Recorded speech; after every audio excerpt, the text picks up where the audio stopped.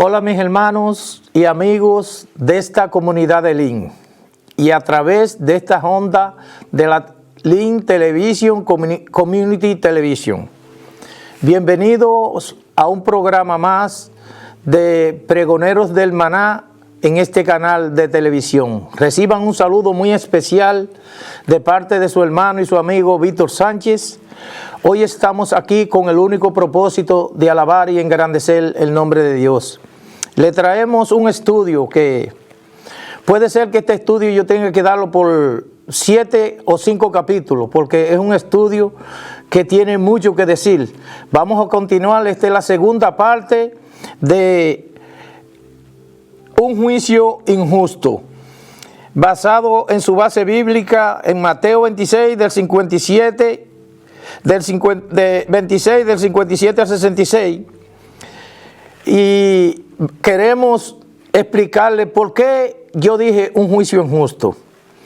Pero primeramente le quiero leer la palabra de Dios para que ustedes vean lo que pasó cuando arrestaron a nuestro Señor Jesucristo. Dice Jesús ante el concilio. Y la palabra de Dios se lee en el nombre del Padre, del Hijo y del Espíritu Santo. Los que prendieron a Jesús le llevaron al sumo sacerdote Caifás, a donde estaban reunidos los escribas y los ancianos. Mas Pedro le seguía de lejos hasta el patio del sumo sacerdote, y entrando se sentó con los alguaciles para ver el fin. Y los principales sacerdotes y los ancianos y todo el concilio buscaban falso testimonio contra Jesús para entregarle a muerte.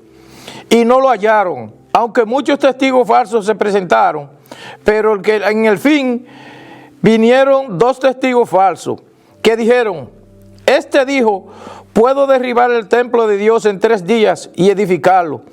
Y levantándose el sumo sacerdote le dijo: ¿no respondes nada? ¿Qué testifican estos contra ti? Jesús callaba. Entonces el sumo sacerdote le dijo: te conjuro por el Dios viviente que digas si eres tú el Cristo, el Hijo de Dios. Jesús le dijo: tú lo has dicho, y además os digo que desde ahora veréis al Hijo del Hombre sentado a la diestra del poder de Dios y viniendo en las nubes del cielo. Entonces el sumo sacerdote rasgó su vestidura diciendo: ha blasfemado. ¿Qué más necesidad tenemos de testigo? He aquí ahora mismo habéis oído la blasfemia. ¿Qué os parece? Y respondieron ellos: es reo de muerte. Mis hermanos, así comenzó el Vía Crucis de nuestro Señor Jesucristo. Yo le quería decir que como introducción a esta pequeña estudio, que se va a llevar como 5 capítulos de él, que allá en Santo Domingo se dice mucho la palabra. Yo le decía en el mensaje pasado, hay que seguir el debido proceso. Hay que seguir el debido proceso. Y yo le expliqué por qué el debido proceso. Y aún yo no siendo abogado, el debido proceso es que se cumpla la ley. ¿Qué dice la ley contra? Yo lo estoy acusando a usted, que usted está diciendo que usted es el Hijo de Dios y usted no es el Hijo de Dios. Entonces, sobre esa base, hay leyes que dicen qué hacer y qué no hacer. Entonces, ya nosotros vimos lo que había ahí. Ustedes saben que los juicios en Israel, todas las leyes que se han escrito en el mundo entero, fueron hechos basados en la palabra de Dios. Todas las constituciones del mundo entero fueron hechos basados en lo que decía la palabra de Dios, porque el sistema jurídico de Israel era el sistema jurídico más justo que había en toda la tierra. ¿Por qué? Porque Dios le diseñó el diseño de qué hacer en cada caso. En la Biblia no hay una sola respuesta que usted quiera tener. Usted puede buscar la respuesta que usted quiera tener, que usted desee, y la busque en la Biblia y está ahí, porque Dios dejó este pequeño manual que nos lleva a nosotros al cielo. Sin este manual, usted ni yo sabríamos qué hacer, pero a Dios le satisfizo dejarnos a nosotros un manual para que nosotros viviéramos por Él y anduviéramos por Él.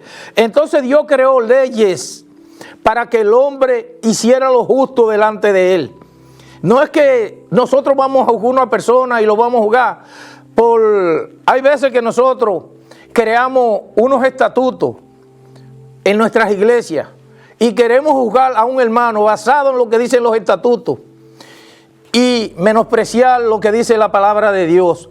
Para todo caso de infringir la ley de Dios o infringir la ley de la nación, este manual que se llama la Biblia, la palabra de Dios, Dios nos dejó un manual. Entonces, yo le dije la semana pasada, en Santo Domingo hay muchos presos preventivos. Preventivo es que no han sido juzgados. Entonces, en el país de nosotros, en todos los países del sur y centro y el Caribe, en todos los países de nosotros del área, se dice siempre que se respete el debido proceso, pero usted va a gente que tienen 20 años y no han sido juzgados, 20 años y 10 años y no hay una querella sobre ellos, sino que una persona pudiente va y los agarra y los mete presos sin querella y sin nada. Tiene un amigo que es sargento, capitán, los mete presos y se tira 10 años ahí sin una acusación. Ahí no se respeta el debido proceso. ¿Pero qué pasó? El mundo ha ido cambiando y los pueblos han ido tomando conciencia. Y esa conciencia ha venido a ¿qué? Que ya los ricos también pueden caer presos. No importa que nada más caigan un año, no importa que nada más caigan 3 días. Pero en mi país, la República Dominicana, se dio un caso muy bonito. Hubo una empresa por ahí llamada Odebrecht que hizo unos escándalos a nivel mundial y Santo Domingo era el centro de repartir todos los sobornos a nivel mundial. Entonces, allá no habían caído presos nunca los ricos. Y en este expediente entraron gente que en el pasado jamás pensaba una persona que iban a caer presos. Entonces, cuando esa gente iban a caer presos, ¿usted sabe qué hicieron los ricos? Agarraron y fueron corriendo, le pusieron aire acondicionado, arreglaron la cárcel, arreglaron todo eso, pero era donde ellos iban a caer presos, no donde estaban los criminales, no. Eso era antes de ser juzgado. Hay una sala allá en Santo Domingo, que no me recuerdo cómo le dicen, donde iban a ser juzgados, que ellos antes de pasarle a la cárcel, primero lo llevan ahí. Es una cárcel que hay en la Fe, ahí donde está la Suprema Corte de Justicia, creo que es. Entonces, ellos agarraron, le llevaron cama nueva, aire acondicionado y todo. Póngase a pensar, presos que ya amontonados, que parecen momias, son seres enfermos y que están con todas las enfermedades del mundo. Pero ahí, no. Ahí no se respeta el debido proceso. ¿Por qué? Porque esa es la justicia del hombre sin Dios. El hombre sin Dios lo que produce es maldad. Por eso la Biblia le dice a los impíos, arrepiéntanse. Ese es el concepto que Dios le dice. Impío es una persona que hace maldad. Entonces, nosotros los cristianos tenemos este manual que nos dice que nosotros no podemos actuar como actúa el mundo. Entonces Dios nos dejó unos preceptos que ya yo le leí. En todos los países del mundo los juicios son públicos y contradictorios. Usted tiene que oír el abogado contrario y oír al defensor. Tiene que oírlo los dos porque usted tiene un alegato y aquel tiene un alegato. Con Cristo se violaron todos esos preceptos. Todos. Aunque fue arrestado de noche, fue juzgado de noche, fue abofeteado, fue escupido, sin haber una acusación. Buscaron todo. Oigan, usted sabe lo que es buscar todas las cosas para solamente, ya yo le leí la palabra de Dios, para celebrar un juicio tenía que haber testigos que lo acusaran y tenían que haber personas. Cuando se va a hacer un juicio, usted puede nombrar a una persona. Si usted no tiene facilidad de expresión, facilidad para hablar, usted podía buscar a una persona, decirle lo que usted quería que él dijera, para que él lo dijera con la calidad gramatical y con el dominio propio que amerita un juicio delante de esos jueces. Recuérdense que yo la semana pasada, en el mensaje número 1, yo le dije que el Sanedrín lo componían 71 miembros. y le vamos a detallar con la Biblia, las bases bíblicas que sostiene todo lo que yo estoy diciendo, porque no es lo que yo digo, es lo que dice la palabra de Dios. Ya yo leí ahí eso, que yo le leí, dice que Pedro fue y estaba oyendo lo que estaban diciendo, porque los juicios cuando se celebraban que podía ir las personas, que si había una persona que quería acusarlo, lo acusaba. Se tomaban su tiempo. Con Cristo no se tomaron tiempo, con Cristo lo tenían como un ping-pong. Vamos para aquí, para esta ciudad, vamos para aquí, para esta ciudad y vamos para aquella. Entonces yo le quiero leer. Ustedes vieron que Pedro estaba ahí, en el Sanedrín, cuando lo iban a jugar, porque las personas podían oír lo que tenían que hacer, porque Dios lo estableció. Por eso que el sistema judío es el mejor sistema que tenía todas las naciones del mundo para juzgar a una persona. Tenían que haber alguien que lo acusara y tenían que ir. Oiga, una persona cometía un crimen y se declarara culpable y ellos no tomaban eso como la verdad absoluta, no lo usaban. No, ya él confesó que fue el que lo hizo. No, eso era una cosa tan grande, porque una persona en un estado nervioso puede decir cosas que atente contra su cosa. Y la ley de Dios era tan justa para juzgar a las personas, que esas personas, aún declarándose culpables, decían, sí, ya tú te declaraste culpable, ok, ahora te vamos a interrogar a tus vecinos, vamos a buscar la verdad, por qué tú hiciste eso y por qué tú estás diciendo que fuiste tú que cometiste ese crimen. Entonces, con Jesús se violaron todos los derechos, todo, y ellos en su maldad no sabían que ellos lo único que estaban haciendo era cumpliendo la voluntad de Dios, porque dice que el Cristo tenía que morir. Yo le dije que yo le iba a leer Isaías 53, pero creo que no lo voy a poder hacer tampoco en este mensaje, porque quiero leer, ya yo le leí Jesús ante el concilio.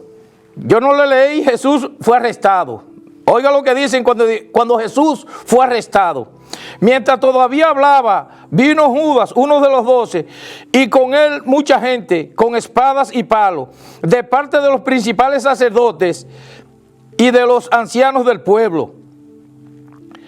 Y el que le entregaba les había dado señal diciendo, al que yo besare, a ese prenderle. Y enseguida se acercó a Jesús y dijo, salve maestro, y le besó. Y Jesús le dijo, amigo, ¿a qué vienes? Entonces se acercaron y echaron mano a Jesús y le prendieron. Pero uno de los que estaba con Jesús extendió la mano, sacó su espada e hiriendo al siervo del sumo sacerdote, le quitó la oreja.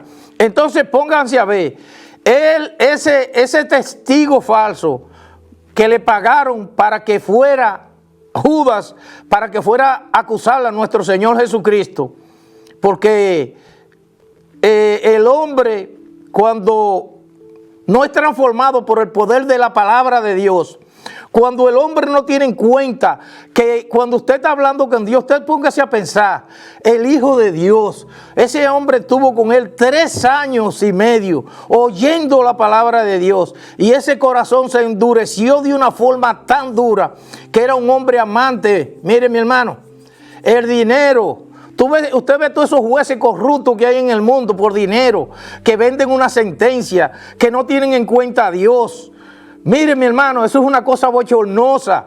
Cuando su papá, usted lo ve en la televisión, que van con unas esposas, porque él hizo un expediente. Miren, en Santo Domingo ahora hay un lío jurídico allá con todas las mañoserías que hicieron los gobiernos de allá, que tienen el país estancado, que el presidente no puede trabajar porque hay nudos jurídicos que no dejan hacer las cosas como él quisiera. Entonces todos esos jueces y todas esas personas que actuaban solamente por su beneficio propio, por dinero, por el delinquir delante de la ley del hombre y la ley de Dios, mi hermano, porque cuando usted hace algo que atenta contra lo que dice Dios, oiga bien, el hombre tiene sus leyes y la han ido cambiando, moldeándola a lo que ellos creen. No esas leyes que habían de antes, que eran leyes justas, que lo que procuraba era el bienestar de la sociedad, el bienestar de nuestra comunidad. Ya no. Un diputado no defiende su comunidad. Un diputado defiende cuánto me van a dar a mí. ¿Qué me van a dar? Aún teniendo sueldo de lujo, no se conforman. Lo que quieren es dinero. dinero. Entonces, dice, Dios habla del amor al dinero. El amor al dinero, dice el Señor, es el principio de todos los males. Recuérdense que yo le digo que eso es parafraseándola, porque uno cuando está predicando la palabra de Dios, le puede llegar versículo y uno decirlo y equivocarse o ponerlo o quitarle.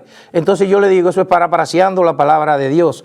Entonces, cuando usted ve una justicia basada en un deseo personal solamente con el único propósito de dañar a la persona, eso no es de Dios. Nosotros tenemos que tener, nosotros como cristianos, cuando vamos a poner un hermano en disciplina, cuando vamos a tomar un juicio, cuando vamos a hacer un juicio de lo que sea, porque en la iglesia también suceden cosas que tienen que ser corregidas, y amonestar a los hermanos ociosos y amonestar a y de decirle usted va a estar una semana, usted va a estar un mes, usted va a estar 2 meses. Todo eso lo respalda la palabra de Dios, pero es la forma de hacerlo es que conlleva el pecado delante de Dios. Si nosotros lo hacemos basado en lo que dice la palabra de Dios, nosotros no vamos a errar, nosotros no nos vamos a parecer al mundo, sino que a Dios le va a agradar, porque el juicio del justo a Dios le agrada, y Dios le agrada que nosotros seamos justos cuando vamos a juzgar. Por eso Él nos manda a nosotros en muchas cosas. No juzguen a los fornicarios, no juzguen a esa gente. A eso lo voy a juzgar yo, dice el Señor. A eso lo voy a juzgar yo.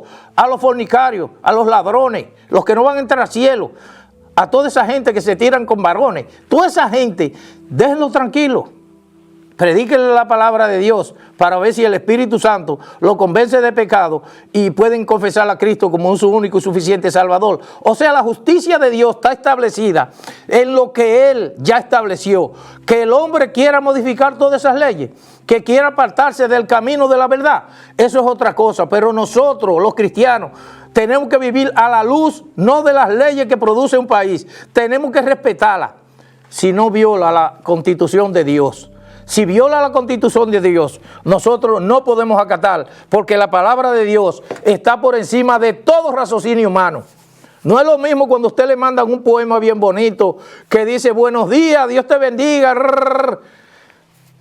todo ese palabrerío filosófico que tiene el mundo, como se envanecían esos tesalonicenses y colosenses y todas esas ramas de que venían de la cultura griega, de toda esa filosofía, de todos esos versos. Eso es bonito, pero solamente filosofía mundana. No son cosas, no es lo mismo leerle a usted la Biblia que dice orar sin cesar. Dígame usted, que usted le mande a una gente, Dios te bendiga. La palabra de Dios dice, no lo que dice Víctor. No. La Biblia dice, pero ahora hay, en las iglesias se ha entrado una corriente de intelectual, mucho intelecto para hablar de la palabra de Dios, pero una vida que cuando están hablando dice todo lo contrario de lo que ellos están predicando.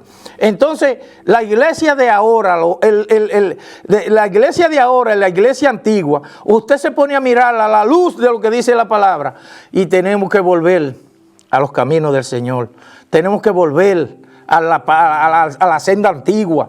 ¿Qué demanda de Dios de ti? ¿Qué demanda Dios de mí? ¿Qué demanda Dios de cada uno de nosotros con respecto a lo que dice su palabra? Entonces, cuando nosotros vayamos a juzgar, por favor, use la palabra de Dios. Usted puede tener unos estatutos muy bonitos, muy bien diseñados por un abogado y todas las cosas, pero la palabra de Dios está por encima de todo raciocinio humano, porque la palabra de Dios, cuando usted la aplica, es una palabra justa. Usted va a ser justo delante de Dios porque usted hizo lo que Dios determinó en su palabra. Yo le voy a leer a ustedes en el próximo mensaje para que ustedes vean todos los versículos que tiene la Biblia, que dice cómo juzgar y cómo hacer justo juicio. Todos los preceptos, el Sanedrín era compuesto, el Sanedrín de todos los pueblos, en todos los pueblos que Dios le dio a cada tribu, las 12 tribus de Israel, había una sinagoga. Entonces en esa sinagoga escogían hombres probos que conocían y tenían buen entendimiento. Y de esos pueblos que habían, ellos cogían 23 ancianos y hacían una sinagoga. Y esos 23 ancianos, entonces el Sanedrín mayor, que era el que estaba en la capital de Israel, esos ancianos observaban la gran sabiduría que tenían dentro de ese grupito y los llevaban al Sanedrín y los hacían oyentes para que fueran aprendiendo cómo litigar las cosas del Señor, para que su juicio sea un juicio basado en lo que decía la palabra de Dios. Porque recuérdense, cuando iban a juzgar a una persona, no era, por lo que a mí me parece, si usted se constituía en un testigo falso, habían leyes, aquí hay leyes en la palabra de Dios que le dicen qué hacer con usted. La pena que le faltaba, si a usted no le demuestran que usted es culpable y usted acusó a una persona, le cabe la misma pena que le cabía al que usted acusó falsamente.